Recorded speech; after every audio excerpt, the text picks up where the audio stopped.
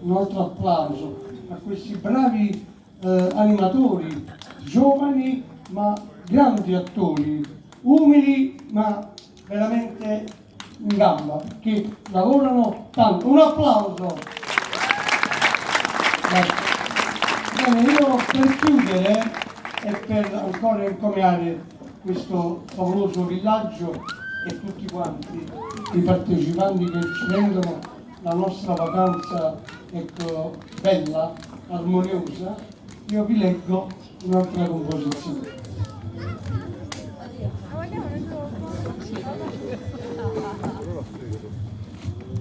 Resort Acqua di Venere. Ah, dimenticavo, questa è in italiano e in napoletano, quindi è alternata, 4 versi in italiano e poi in napoletano, e via di seguito. Resort Acqua di Venere.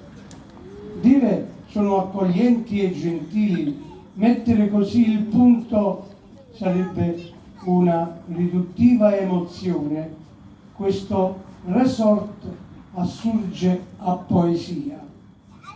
Qua trova tutto, non manca niente, e anche le paradisi in coppa terra, giardini, casarelle assai aggarbate, mare verde, alberi e sciure colorate.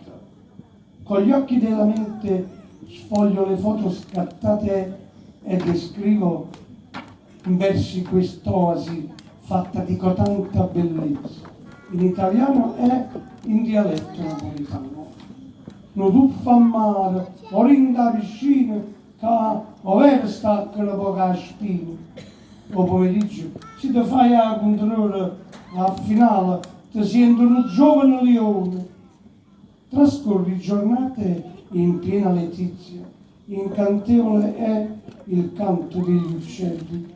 Non si dimentica Acqua di Venere e il cui sogno diventata una realtà. Tu non ci pensate 2 volte, vieni, o mare canta insieme con vento, sa mangia buona, carne e pesce, l'aria è fresca, pulita, balsamata. La cosa importante, trova serietà. Grazie, bravo, a te, Ludovico.